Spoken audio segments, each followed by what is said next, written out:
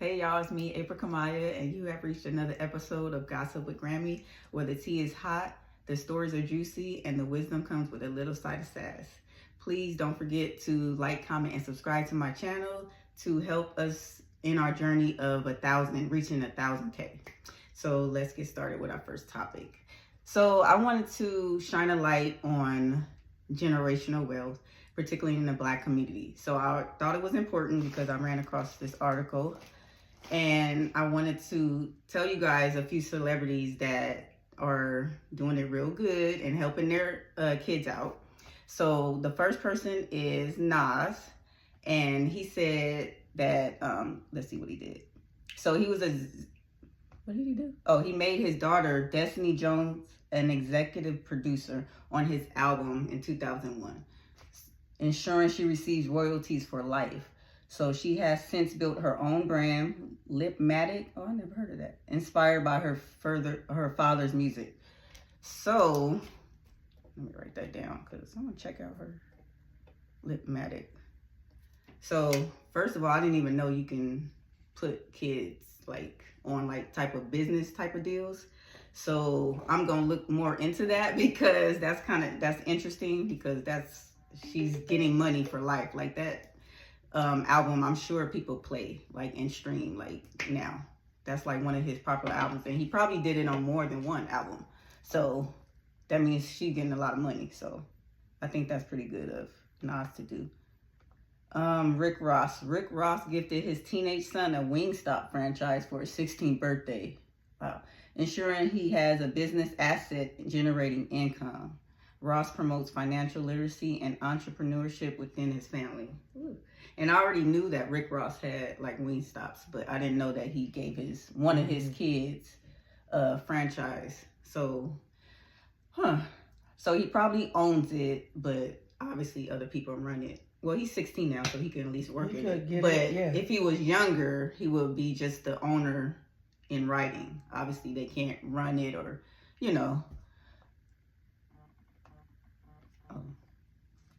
Let's see, who's the next one? Shaq. So Shaq we already know Shaq is he owns a lot of stuff. He owns a lot of franchises and business ventures, but insists his children earn their own success. He provides them with opportunities for business ownership and financial education. Okay, I don't know what that means. I don't either. I'm is he not giving? So because if you don't give it to them, they don't have money to buy. He provides them with opportunities. I mean, yeah, that maybe they do have money. I mean, that helps resources because there's a lot of stuff that Shaq can get to that I can't. So I mean, that's good. I just wasn't expecting to hear him say he earned their own success. But okay, but I guess that doesn't mean they don't have trust and stuff or whatever. So that's good to hear though. Okay, this fool. Kanye has given Northwest songwriting credits, allowing her to earn royalties from a young age. So that's probably a thing the musicians do. So that's good to hear. I hope everybody is doing that. He has also structured his business empire so that his children would inherit stakes in Yeezy and other ventures. Okay. I like that. You got sense enough to do that. That's good. I'm just really that.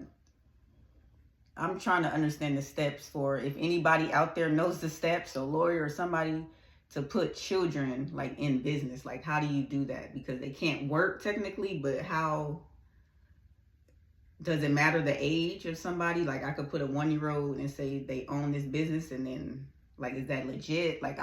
I'm just curious on how that works. Huh? Mm-hmm. Or do they just have a share in the stake? And they're just kind of wording it a certain way? But yeah, I want to know about that. But that's good. Okay.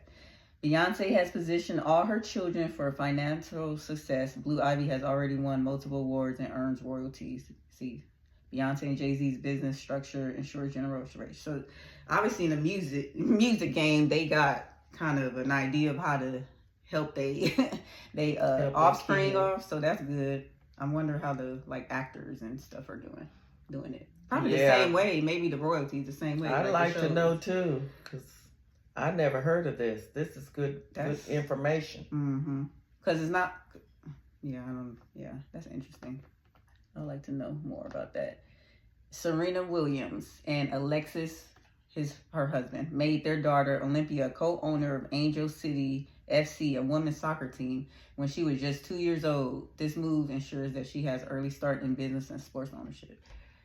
So I guess the money is going into a trust, right, for their college or something. For But at 2, she gonna have a lot of money by the time she gets. I feel like I just want to know the logistics, because I really want to know if it's just that simple to just put your offspring on something, and then they. Yeah, I'd like to know too. Some paperwork, because that's cool. Teach me how to do it. Because we don't know until, we hear about it. Okay, Master P is another one we know about. Master P built No Limit Records as a family business and raised Romeo to be financially independent. Romeo starred in Romeo on Nickelodeon, had a rap career, and owned several business ventures with his father. That's the Rap Snacks of, that's kind of recent, kind of what they own. Have you heard of the Rap Snacks? No. No, okay. It's have different rappers on it, but it's in Walmart and Target and stuff. That's his latest adventure that he's done. So I know that for sure. But he has a whole bunch of stuff. I like Master P and his business sense. Is that it? Oh, okay. So we've seen how these celebrities are setting up generational wealth for their children. Now it's your turn. Okay, so I guess these are some helpful hints. So get life insurance. Protect your children financially in case of unexpected events. Create a will. Avoid legal battles, and make sure your assets go to your loved ones. I heard a will isn't a good thing to have, though. I've heard that. Trust. I've seen that on videos. The debate on trust and wills. Maybe I can look up that for future videos. A trust versus a will. Or anybody let us know if y'all let us know the difference in the will and trust. If y'all have any info, because I've seen that. Let's share.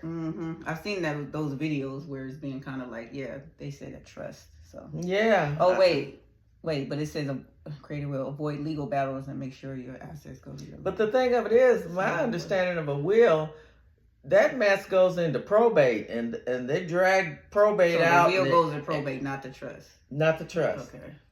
And they stretch probate out, and it costs you money, and you wind up losing your stuff, and I don't know about that will stuff. Let's see. Set up savings and investments, of course. Open trust funds, saving accounts, or invest in assets that grow over time, of course. So always have about 4 or 5. Is that like the mutual funds or something?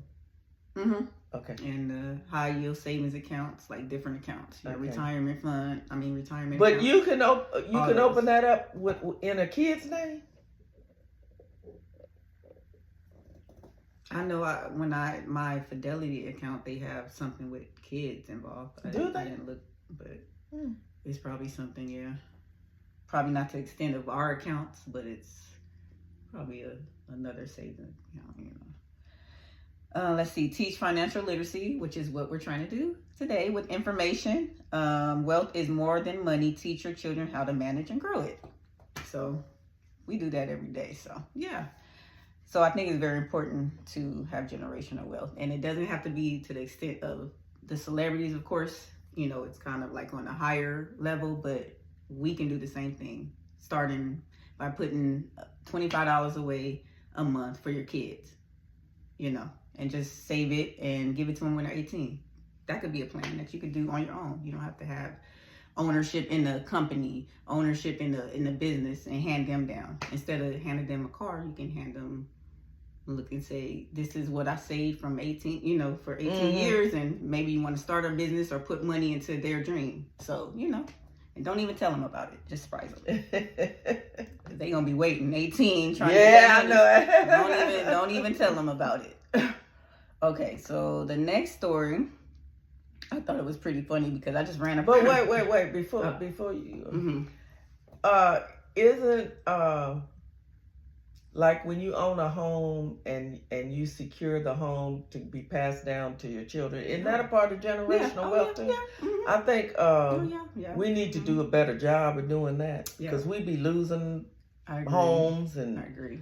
Our parents work hard to get these homes, and then we wind up not keeping it. You know, I agree. Yeah, we definitely should pass down the homes and not sell it when the first offer comes in. You know, so yeah. Okay, so you done with that? Yes. Okay. So the next story is about dating. And it is, should you disclose any disability before you go out on a date? So whether it is, you can position yourself from online. Do you feel like that person should tell you about a physical disability before you go out on a date?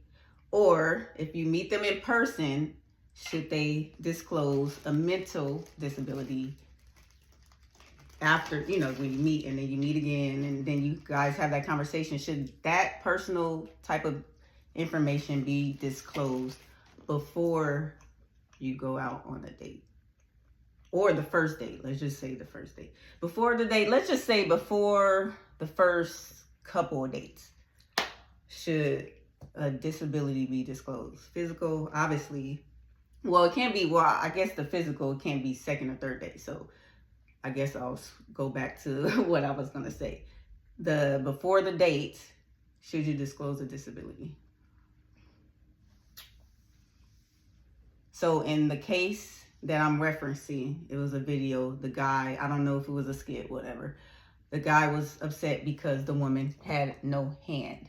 And he was upset because she did not disclose that she did not have a hand. So he was upset about that I would tell you about that. Left the date. So he left the date? I don't think they got to finish because he was upset because he felt she was supposed to disclose that. Obviously, she felt like, no, it's just a hand. I would have let him know. You don't want to shock people like that. So your answer is, depending on what the disability is, I think. Depending on the disability. I think if the disability impacts me either being, I was going to say attracted, but I don't want to come off mean like that because there's different, I don't want to say it like that, but I would let you know if I got 1 foot or no foot. So you think we should disclose it? Yeah, I'm gonna let you know. Coming from online, let's talk about online. Coming from online, we need to disclose any physical abnormalities before we even get to that first date because I don't want you to. I would be surprised, right? Okay, so she was wrong. I would. She was wrong in that situation. I don't think that was fair because I wouldn't want to be shocked like that. Okay.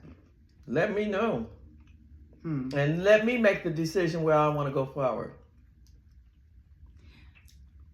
I feel like people are going to say one thing for the online and the physical aspect of it, but I feel like if I flip it and say if you met somebody and that person was bipolar and had schizophrenia and mental illness, people are going to be more reserved and say, no, I don't think you should let that person know. And I feel like, no, I think I need to know as soon as possible. But I have a feeling that the physical part, because people see that first and, want that people are going to be like, no, I want to know that. But then if you bipolar, I want to know. The mental part, I feel like people are going to be like, well, no, that's my, I don't feel like. If I'm around you long enough, I'm going to figure it out. Well, I feel like for both cases, you should let the person know. I don't have that mental illness, so I can't speak from that perspective. But I feel like if I had something, of like bipolar, like this, Kanye West, you see how that is? Like, I feel like those impact the relationship. I feel like if the disability impacts the relationship, I feel like you got to let me know. Yeah. I mean, I think that's only fair. You know, and even though the hand don't, I mean, but I might have to care for you more. You know, I might have to, I don't know what a disability, a disability might do for you.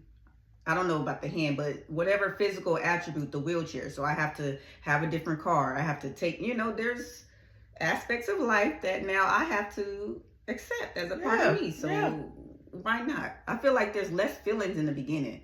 Mm-hmm. I feel like that's the easiest part in the beginning, and people get so stuck on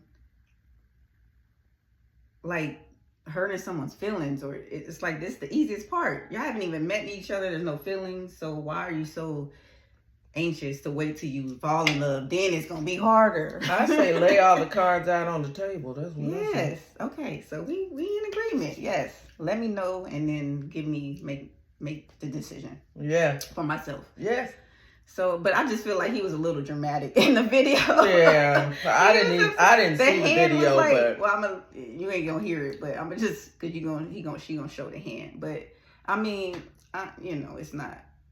She had like it literally looked like this. That's how her hand looked. So it wasn't like it was cut. It was just she didn't have no fingers, and so it's okay. He didn't have to walk out though. I was carried on with the date. They in the car, and he's like fussing, so he don't want to.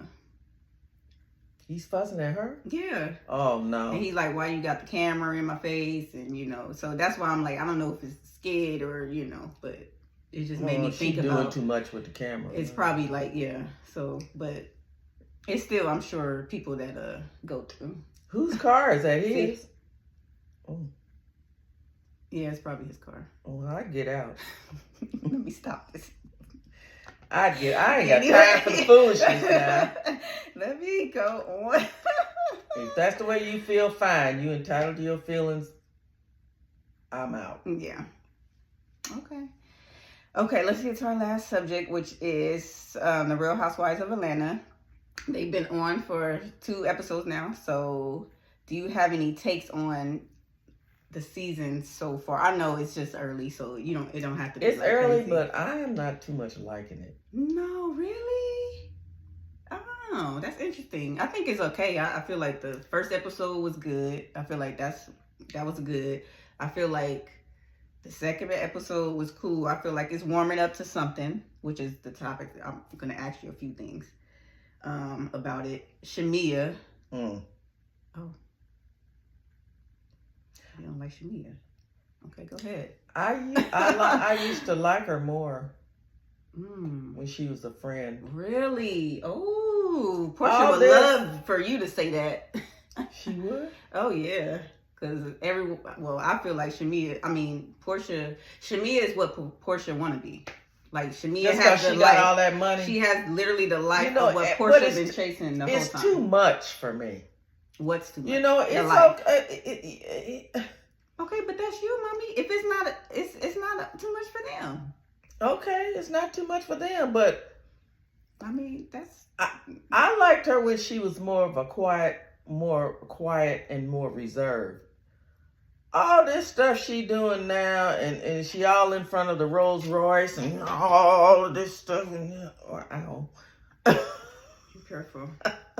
But I think that's unfair. I think that's unfair. I be looking like, girl, calm down. I think that's unfair because you're comparing her to a friend of a show which never talks, and they barely let them talk. To now they barely let them talk. They control them talking. There's a friend of a show that's just a friend, and then there's the friend of the show that they pay, which Cynthia is a friend of the show that they actually paid.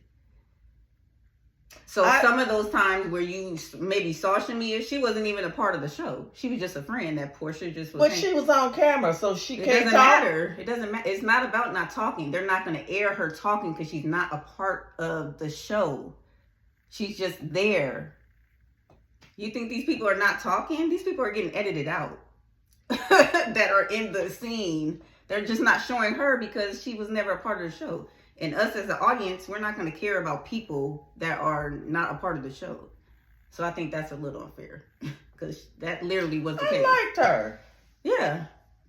I think you liked her. I think she's doing too much now. I think she need to calm down. I think this has always been her. She's out there. Calm down. That's funny because you just never seen it, but she's always been like that. Oh, I didn't know that. Yeah, she's always been like that. She's with Candy, Portia. She's always been like that. The videos we see, so it's not a shock to us. It's just finally Candy love her. Yeah, because she's the one that has the real money. That's what we like to see. We don't like the people that want money and chasing something like Portia. Faking it. If you got it, then let me see it. And that's what Shamia finally was able to do once people got out the way. To tell you the truth, I really don't care. Well, you don't have to care, but that's a part of the Real Housewives. How much money that girl got. The Real Housewives was literally about this. So, I mean, you don't have to care, but that's part of the ambiance of the whole show series. I don't want to see broke people. I'm sorry. See an elevator in that? Yeah, I like to see that. You ain't never seen it before, so I just like hey, it looks nice. Hey, go ahead. But it was another question I wanted to ask you. And I was looking. Everybody tastes different, but I think they was at her house, and they were leaving, going.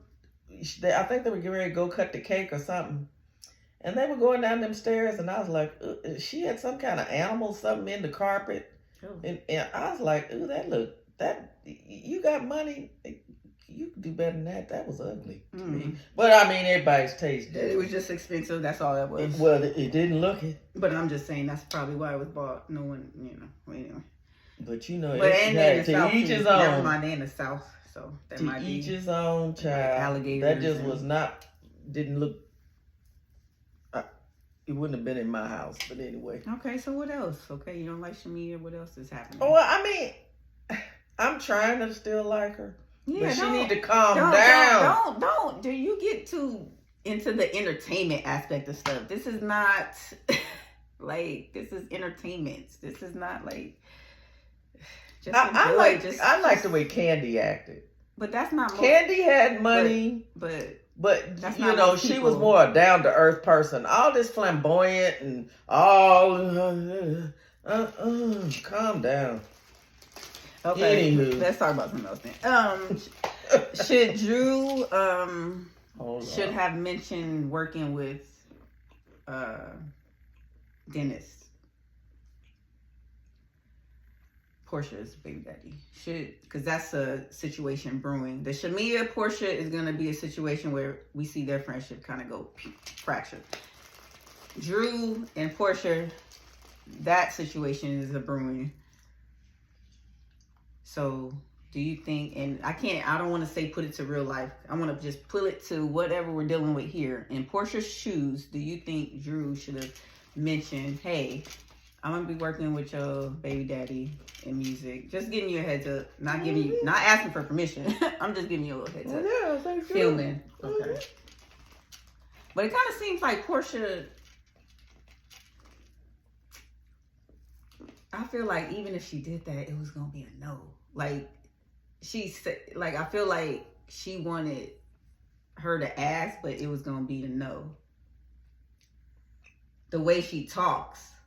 She's not giving me that she was going to be like, oh, all I just needed was, a heads up. No, it feels like you don't want him filming with nobody and but she you. Don't. So. But on Drew's side of it,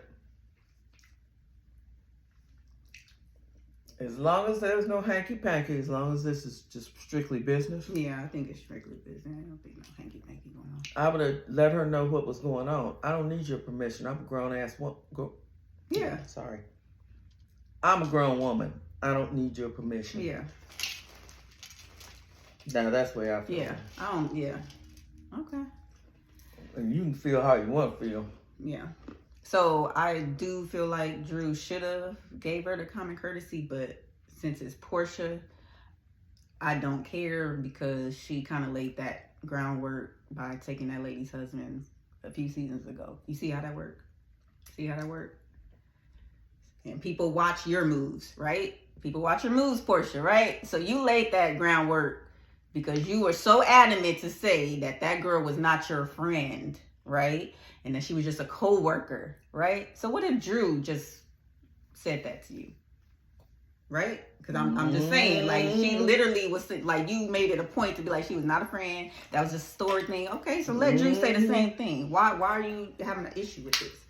So that's the only reason why I don't care, because I don't like Portia. So you just get what you got back. And she's another one that's over the top always. That's what I was saying. Like, Portia's the one that's the fake one. I can't. If you got it, then whatever. But when you don't have it and you try to act like, then that's.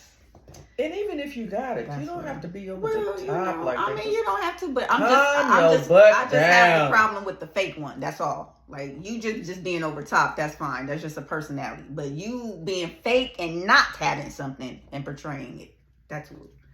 Okay, you don't have it, Portia. You want it, you don't have it. And good luck to you and Simon. But you know, that's a whole mess. He wasn't even able to film in that house the whole season. How embarrassing!